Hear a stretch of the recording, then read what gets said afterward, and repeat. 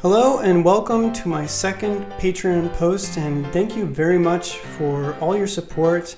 I'm really excited about this Alice in Wonderland project, and I really am excited to bring you along, frankly. So today's post is really a discussion about going forward with this project and how I mentally break these things down. I'm going to visually show you.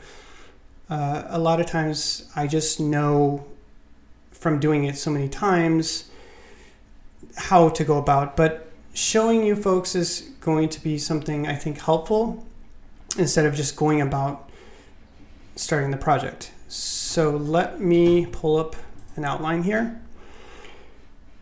So we're going to talk about scene breakdown, foreground, midground, and background. How to build for time efficiency, so what we see and what we don't. Props, reality versus distortion, and the importance of reference. So let's talk about scene breakdown and what I mean by that. Let me pull up Photoshop here. I got some layers. So here it is. This is what we're going for. This is the end goal. And it looks beautiful, but how do we do it in 3D? Like much art, we have to think about there is things that are brought into the foreground, midground, and background. And it's the same thing with this and in 3D. And to visually show you this, I've created what I think will all be in the foreground, the midground, and the background. So it's worth pointing out that everything in the foreground is probably going to be in its own reference file. I like to use referencing. And on that note, I use mainly Maya as my workhorse modeling application. You may use Blender or 3ds Max, Mudbox, ZBrush. There's so many nowadays, and whatever you use, the principles are going to be the same. So we'll have the foreground, and these objects will be in their own, in one scene referenced in. I will have smaller assets in their own file. So for example, this clock right here, and this cabinet, and this door, each of them will probably be in their own file. And I'll reference them into this foreground file. And that way I can place them, and the original asset isn't going to be messed up. If I make some changes to it, it will basically not change the geometry of the original file. So that's really good and important to, and also if there's ever a problem with the file, you know that you've just referenced it in, so you can go back to that original and recreate that reference. So that's something good to know about referencing. So how do we create this in 3D, and what is this compiled of? I see a lot happening here. I've got a bunch of small assets that I've pointed out. You've got some planks here, a walkway, some piled up dirt, barrels. There's a lot. So if I look at this dirt, for example, that would be something that I would approach in ZBrush. You may use Mudbox or maybe another sculpting application, but this would probably be a plane, and then this portion is sculpted in ZBrush. And then this walkway perhaps may be a separate piece of geometry in sculpted in ZBrush and brought in through using displacements to bring back that information. So also this brick happening here on the house, that could be done with displacements in ZBrush. Do the base mesh in Maya. And if you look at the top part of this, well, this is pretty hard surface. I mean, it's skewed, but it's pretty hard surface and simple. So this would probably just be done in Maya. You might have some, some different changes in radius here, but pretty simple form, probably done in Maya. If you look at the roof, I mean, it's made of, I guess, straw, but we're not going to create separate pieces of geometry, just a whole bunch of straw geometry. That would be really heavy for the scene. So again, probably in ZBrush and brought in through displacement or decimation perhaps. I tend to not use decimation because I like to use clean geometry, but it's definitely an option. Even the top of this straw, that could be done with perhaps geometry or even using XGen, which could be a fun way to accent this piece or the top of this roof. There's a lot of things happening. If we look at the midground here, the detail is not as clear. We have a bunch of foliage, it looks like, and it's kind of muddled, not really sure what's happening, but that kind of creates cool room for interpretation. And perhaps this could be done with a mixture of XGen and modeling. And here again, maybe this could be modeled, this little hill could be modeled, and maybe XGen plants, XGen bush.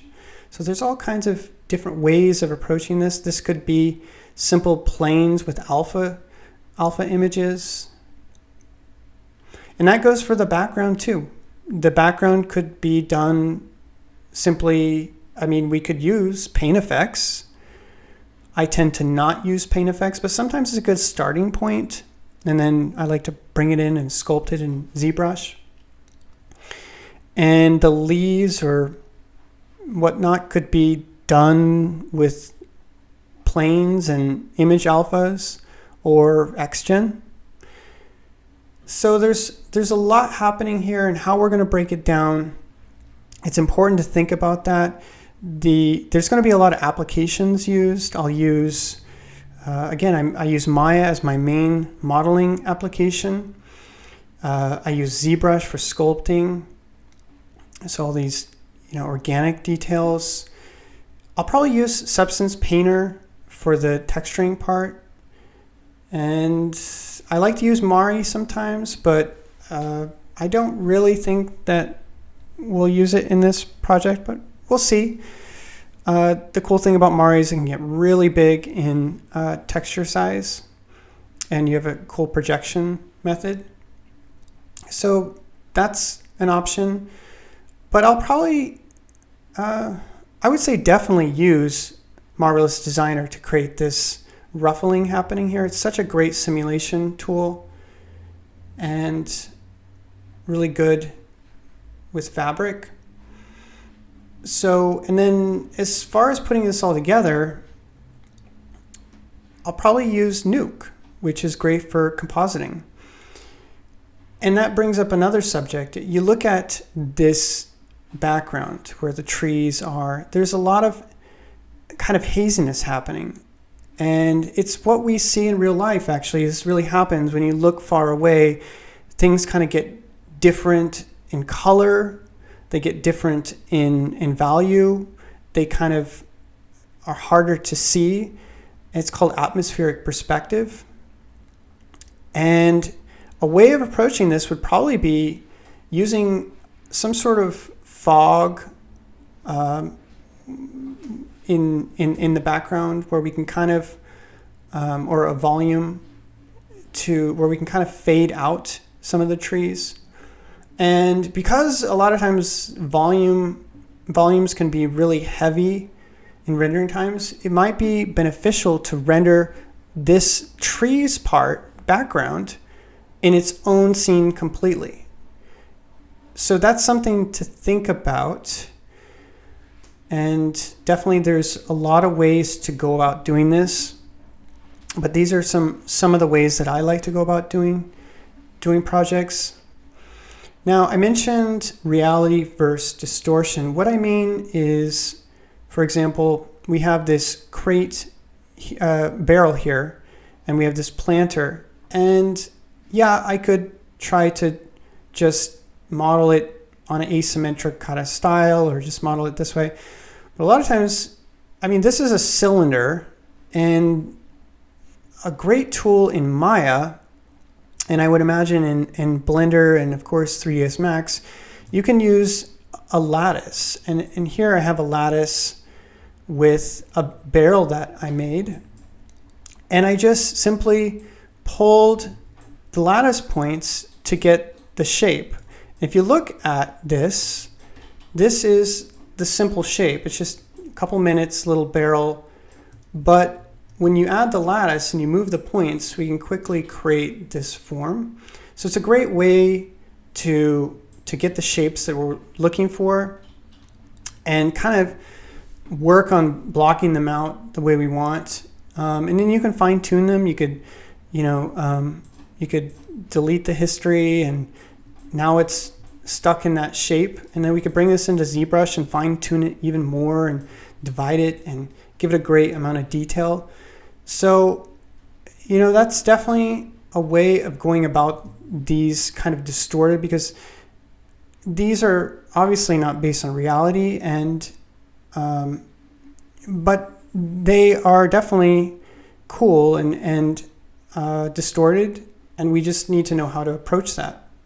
I mean, even here on this grandfather clock, the base is distorted here. It seems to be, I mean, it could be forced perspective, but I think a lattice would look great. I mean, maybe we modeled this and we need to push the subject of pulling this out a little bit more. So a lattice would be great for that. So these are some things to think about going forward. Another subject I'd like to bring up is reference. Super important to understand is reference. So I'm using PureRef, which is a great application. If you've never heard of it, it's really great for just getting a bunch of reference and just having it all in one place. Super simple. But if we look at this, the legs and the shoes, we could model this from this one image, but I think it's important to understand from all different angles what we are looking at in this. So I've got different images of Alice, and you can see she's got kind of wider legs, and the shoes here, you look at the shoes and it's kind of squared. The artist squared it off in this shot, but here it's more rounded. So we kind of want to find a happy medium with these forms. I mean, they're not really complicated forms, but we just want to understand how it looks in different angles, so we can create it in 3D to get this accurate. And I mean, that goes with the hands as well. And even in the background, we have what looks like maybe flowers or roses. And so I gathered some images of the roses, which are frankly abstract looking. They're really cool looking. But here it's really hard to understand what we're looking at. It's kind of muddled, and so it gives us room for interpretation again. But we could use this as inspiration of maybe a way to approach this. We could use a base mesh with maybe graphics or texturing, combine the two. So maybe you have a simple kind of sphere that's kind of pushed and pulled, and then you just use a texture, some line weights to push the texture. And it gives you this overall volume, but cool kind of texture. So that's something to think about. And I think in all of these, there's a graphical element.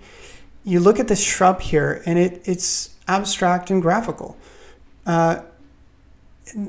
The roots are also that way. And I think in this image, there's a lot of that happening.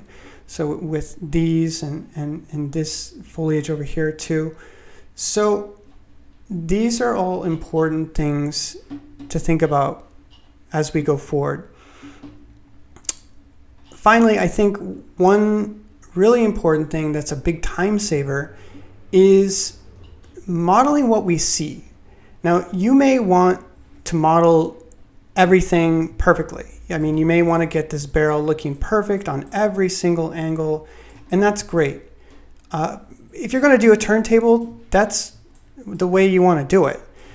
Maybe you're putting your assets in a game, and so the players will see it from all angles. So yeah, you want to get that right. But for this project, we're going to be seeing it from this shot. We're going to be seeing it from this angle. So we're not going to be too concerned about what's in the back. I mean, I'm going to get everything what we see here in this shot right, but the back may not be textured. It may be simplified. There may not be these beams following the back as well, and that's fine because we aren't going to show the back, and we want to do this as quickly and efficiently and accurately as possible. So that's, I think, something really important to think about when you're trying to create a big scene, and you're trying to do it efficiently. So, because after this project, we want to get on to the next project and the next, and so we want to have as much time as we can. So I think those are really important factors to think about going forward, and I'm really excited for this project. It's kind of one of my favorite subjects of 3D or styles, is a stylized look. And Alice in Wonderland is mystical, it's fantasy, it's stylized, it's so cool. And I think this is going to be a great piece. It's going to be beautiful. It's going to have room for interpretation through 3D. It's not going to be exact because this is a painting and we're doing it in 3D. So that's going to be exciting to have those challenges. So I hope you're as excited as I am as we go forward. And I want to say thank you again for your support. And let's move forward. If you have any questions, please leave them down in the comments or in the comment section of this post. I really want to know what your thoughts are. If you have any questions about what I said, or maybe just questions for the future, feel free to ask. I definitely will do my best to respond.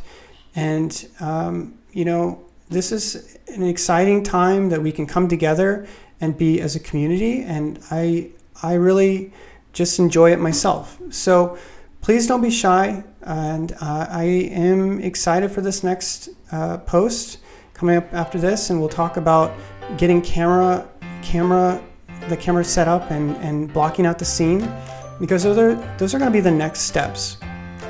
And so I appreciate everyone, and we'll see you soon.